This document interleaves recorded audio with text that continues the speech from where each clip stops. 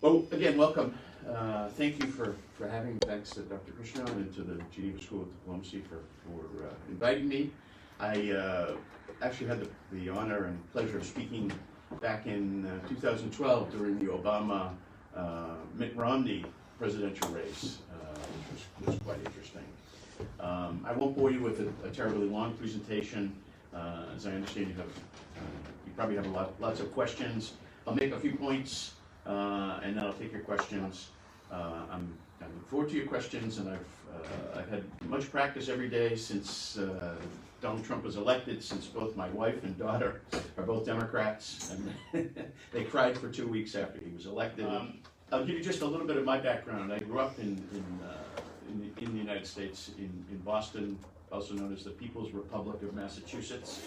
Hardly a bastion of conservatism. It was the only state out of the 50 in the 1972 presidential elections that voted for George McGovern, the Democrat. Every other state, all 49 other states, voted for Richard Nixon, who was re-elected to his second term. I hold, as well as being American, I also hold an Irish and Swiss passport. Growing up, my parents and grandparents were Democrats, my aunts and uncles and cousins were Democrats, my friends were Democrats. I don't think I even knew a Republican growing up, and there weren't very many in Massachusetts to begin with. But as a one-party state, I gradually became aware of the corruption that was inevitable when you have a one-party state.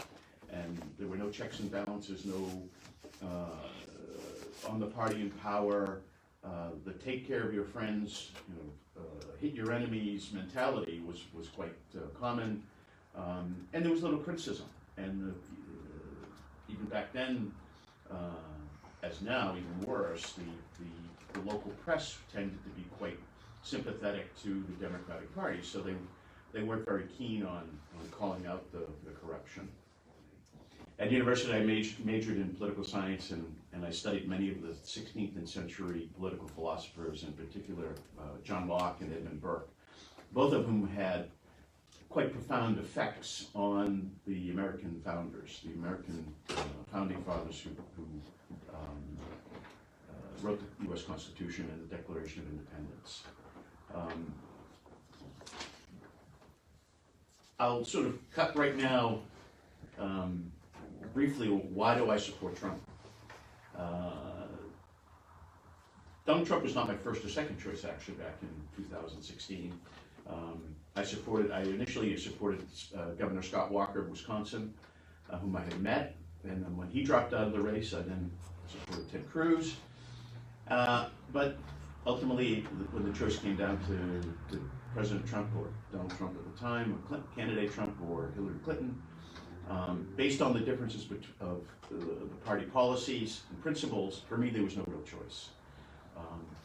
Today, even, I still differ with President Trump on a number of issues. I'm not very keen on tariffs. He's introduced a number of tariffs to attempt to address some of the predatory trade practices of the Chinese. But in fact, tariffs are simply just a tax on the American public. It's had some effect, but it's also increased the cost of living for many Americans, and it's been very difficult for him since the pandemic for him to actually address some of the other issues with China, and I'll speak about what I expect from both if Biden is elected or if Trump is reelected, what I expect from both of their administrations. I don't agree with him. They passed or his daughter, Ivanka, is pushing family leave. And in fact, they did pass it, where you get a number of paid days from your employer. I also don't agree with the mounting deficit. And this was actually before the pandemic. I agree with his tax cuts. When he came in and was elected in 2016, he passed a across-the-board tax cut. Many criticized it as tax cuts for the rich, but in fact there were tax cuts for everyone. certainly the more wealthy Americans and corporations benefited from the tax cuts, but they were paying most of the taxes. At the time, the bottom 50% of income earners paid no income tax in America, and then the top 1% were paying close to 20 or 25% of the income tax. So his tax cuts tried to balance that. Unfortunately, his tax cuts were not matched with significant spending cuts. So what happened is you had the U.S. deficit, the debt, begin to continue to grow. During the Obama administration, from 2010 to 2020, the American public debt, national debt, was doubled. It went from 10 trillion to 20 trillion. The debt now is probably 25 or 26 trillion. Of course, a big part of that, before the pandemic, I think he had added about $2 trillion of debt to the public debt.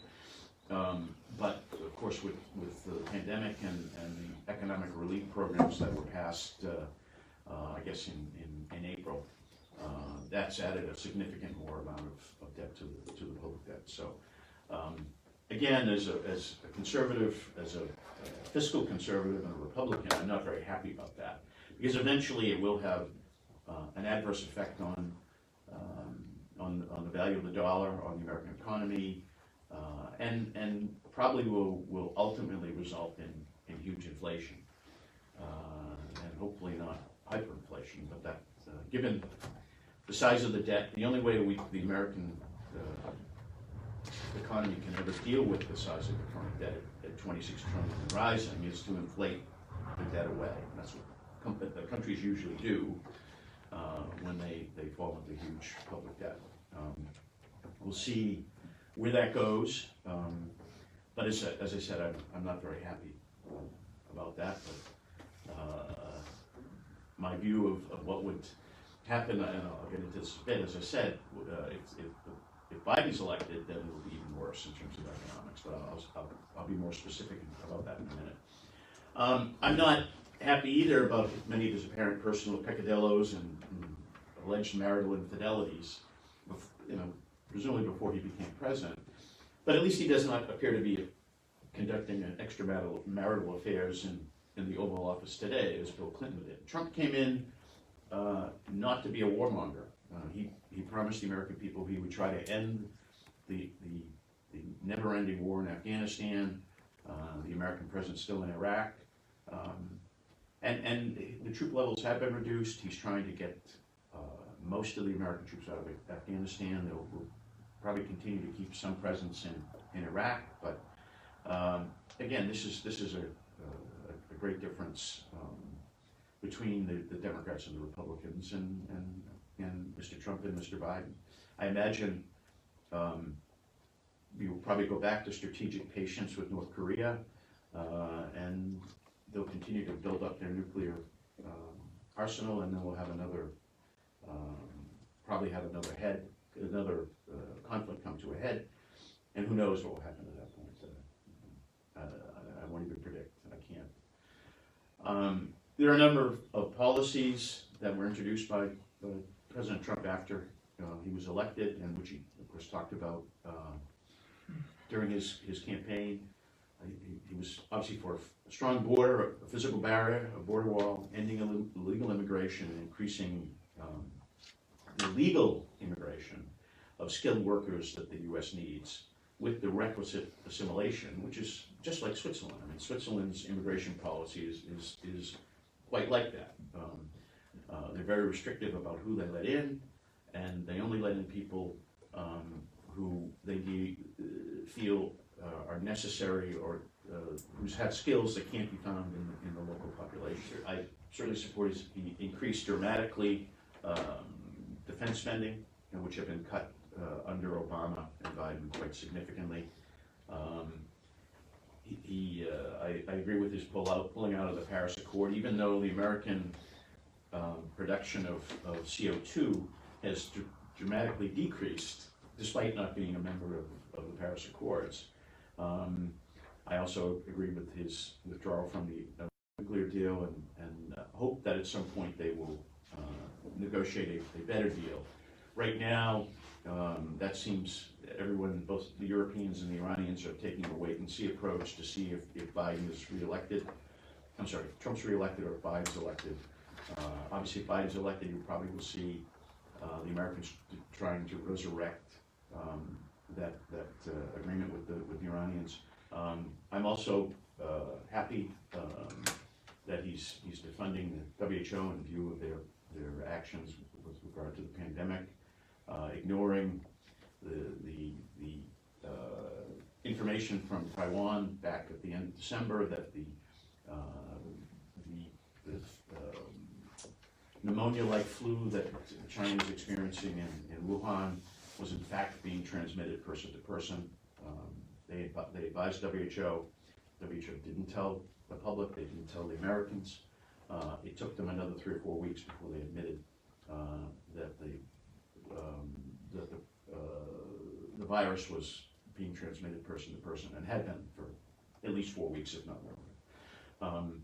I think, and I suspect, as long as if Trump's reelected, he will probably be even more aggressive in his actions towards WHO. If Biden's reelected, they'll just simply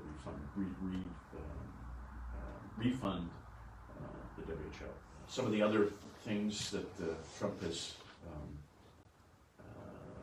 promulgated, tax cut, lower taxes. Some of his achievements before the pandemic were strong economic growth, 3% in 2018, 3.2% in the first quarter of 2019. During the 8 years of Obama-Biden, they never had a single year of 3% growth. The lowest unemployment rate in 60 years, up until the pandemic. And also even better unemployment numbers for blacks and Hispanics. Stock market highs. Many Americans today have private employment, private retirement funds in the stock market, so they were doing better. Median wages in the first 3 years of the Trump administration were at their highest level ever recorded. The U.S. became a net exporter of oil and gas for the first time since 1957. It's effectively become energy independent. So we're not dependent upon the Middle East, which often dragged us into wars and whatnot. And up until the time that the U.S. became energy independent, every time there was an increase, a spike in oil and gas prices in the Middle East, the U.S. economy usually went into recession. Since the U.S. has become energy independent, we had the spike before the pandemic, and there was no recession. The American economy was untouched because, in part, by the fact that we had become energy independent.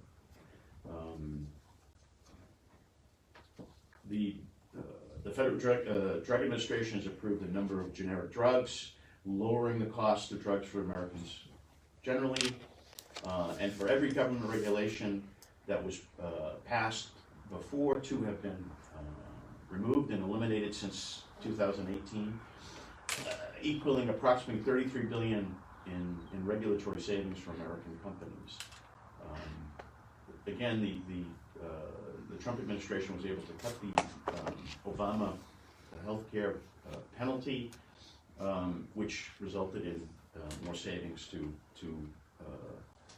American families. Since Trump has been elected, ISIS is today back to being perhaps only an idea. It still exists, but unlike Antifa, which Mr. Biden called only an idea during the first debate, in fact, it's been significantly reduced. The caliphate in northern Iraq and Syria has been liberated. With the killing of the Iranian General Soleimani, Iran's export of state terror has been significantly reduced. Terrorist attacks around the world have also been reduced. But during the Obama-Biden administration, it seemed like there was one every week. As I mentioned before, he's trying to reduce the deployment of troops around the world, bringing them back. And he's also making great progress in Middle East peace. The Democrats poo-poo some of his recent agreements with the UAE, but I suspect that you may even see Saudi Arabia joining in a peace treaty with Israel. He's also forced the Europeans to start paying their share for NATO, under the threat of withdrawal from NATO. I don't think the Americans will withdraw from NATO, but they certainly will demand that the Europeans pay their fair share for that. He renegotiated the North American Free Trade Agreement for the benefit of U.S. manufacturing, which has allowed a number of jobs to come back. I mentioned before he pulled out of the Paris Accords and the Iran nuclear deal. What happens with either a Trump re-election or a Biden election? I'll start first with Biden. Certainly, I expect that Kamala Harris will probably be president within 6 months or a year. If Trump's reelected, I see a continuation of the Democrats' so-called resistance to the legitimacy of Trump's election, which began in 2016 and which resulted in, as I said, in the Russian collusion claims, the Ukrainian impeachment. I hope there will be a prosecution of the CIA, FBI, and Obama-Biden officials who were complicit in that. If Biden's elected, as I said, that won't happen. I think you'll again see a tax cut from the Trump administration to boost take-home pay and keep jobs in America, an effort to enact more fair trade deals that protect American jobs, expansion of what's so-called opportunity zones, and continued deregulation of the energy companies, so again, to continue the energy independence of America.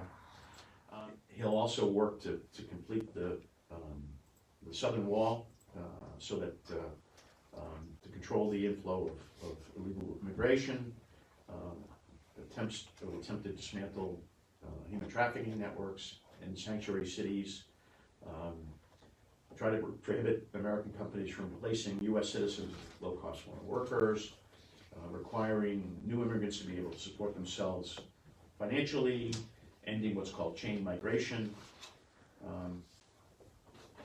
and that's what I see in between the election of the two. The question I'm asking is, what is the alternative that Trump has been speaking about, or some sort of replacement? What does he plan to do if he's able to completely eradicate the Affordable Care Act? All those Americans that are currently enjoying that act by Obama as an administration, what would be the alternative that Trump has for that? I think what he'll do is go back to what existed before, where there was, in fact, something called Medicaid. Now, Medicare is the health care for American seniors. Once you retire, you pay into Medicare during your working life as an American. And once you turn 65 and retire, then you get subsidized health care from the government. But it's not, the health care is not provided by the government, it's provided by insurance companies, but at a very low cost for the seniors.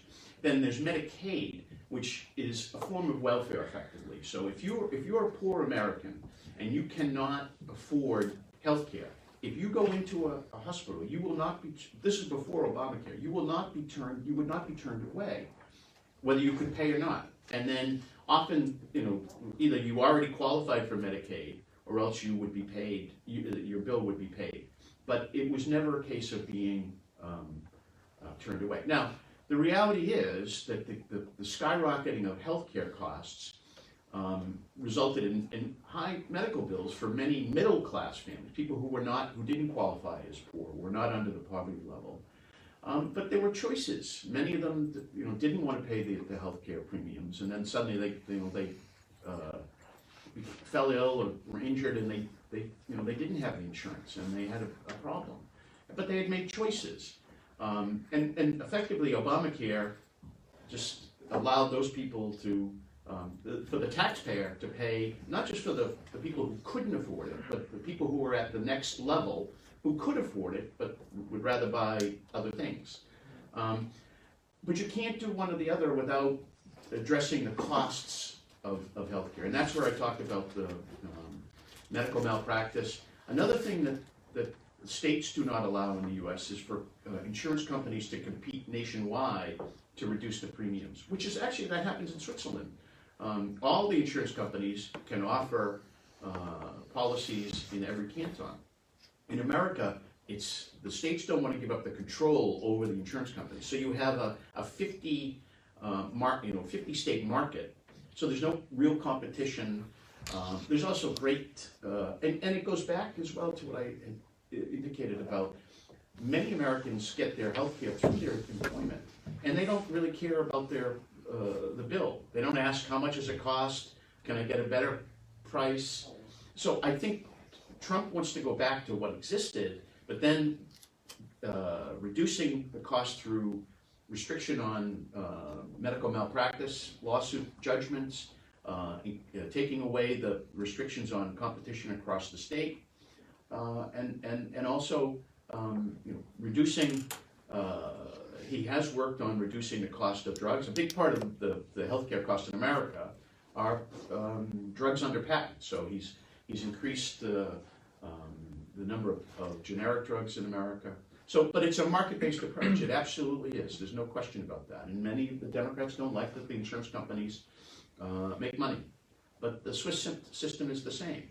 And it's regulated, but it's still a private market system. So that's what the plan is. Yes, okay, so I have a couple questions actually, if that's okay. Nope, just one question. Just one question? Absolutely. I don't know if you're being serious or not, but I can ask to email later, I guess. Sure. So obviously we're talking about Black Lives Matter, and I mean, you keep saying riots, but isn't that a bit of a red herring? Because, I mean, according to the U.S. Crisis Project, the Armed Conflict Location and Event Data Project, and studies done by several universities, including Princeton, over 93% of the BLM protests have been peaceful, with no destruction to private or public property, with no agitators. And yet Donald Trump once urged all the governors of every state to send in, force. So is that less than 7% being spread out? That's going to include every single state? Or, yes, he is wanting to send force into peaceful protests? I don't know the statistics. I don't support using force against peaceful protests. I absolutely am against it. I think most Republicans are against it. I don't know the statistics. I only support the use of force in cases of riots. What happened in Minnesota, what's happened in Wisconsin, it's been happening every night for more than 100 nights in Portland, is violent riots or property destruction. And that it's up to the governors. He can't, he hasn't invoked the Insurrection Act. Maybe he suggested, we'll send the troops if you want. They haven't needed them, but they haven't. Where they have needed them, in my view, and they haven't used them to the detriment of their constituents, is in Portland, where the riots just continue every night. So, yes, but I don't support the use of any force against peaceful protesters. Okay, so, but there's riots on, with other types of protests as well. So why is it being used almost exclusively with the BLM protests when 93% have been peaceful with no agitation? Isn't that a red herring by the GOP? I don't think so. I think all I'm concerned about is where there's real riots. I have no problem with any of the peaceful protests. That's the American way. It's the American right. I may disagree with someone's right to, what they're saying in their protest, but, as the old saying is, I'll defend their right to say it to death, because that's their right under the Constitution. I don't have any problem what BLM is saying or even Antifa. But when it crosses the line, and again, I don't have the statistics, so I can't argue against you on that, but I'm just saying, if it does cross the line, then I think that there's absolutely then force should be used to stop it, because they're injuring innocent people, and they're depriving people of their livelihoods and their property, and I don't accept that. But when it comes to peaceful protest, absolutely, force should not be used to stop peaceful protest, to interfere. Absolutely. If I can move on to my other questions, if that's okay. Just 1 second. Can we take another 1 or 2 questions? Or? Yes, yeah. Okay, sure. Go on. All right. I'm very intrigued by your lecture, and I have a lot of comments that I want to discuss with you. You can send an email later. So you said that Trump has record decrease in unemployment for Blacks and Hispanics, but actually that's not true. Well, up until the pandemic. What was that? Up until the pandemic. No, actually before, in pre-pandemic figures in early 2019, you see that the unemployment for Blacks and Hispanics are actually going up. So I'm not aware of that really statistic. I mean, if you can send me the statistic, I'll be happy to look at it. That's not the information. I can send you all my links, because the Bureau of Labor and Statistics is saying that the actual lowest unemployment for Blacks and Hispanics was during the Obama campaign, and then when Trump gets into office, after a couple years, we start to see that employment for those minority groups going up. So it cannot really be used as a claim in his defense. Again, I'm not aware of the statistic, but I'm happy to look at it if you send it to me. That's it for today. If you have any other questions, you can send it to us. We will happily forward it to Sure, him. I'm happy to. He's a very busy man, so he has to say goodbye to you. So thank you very much for coming. Thank you all. Thank you for your patience and attention. I appreciate it. And, it's not all. I don't get as nice reaction at home. So, or I should say, courteous. So, We thank have you. you. I appreciate it.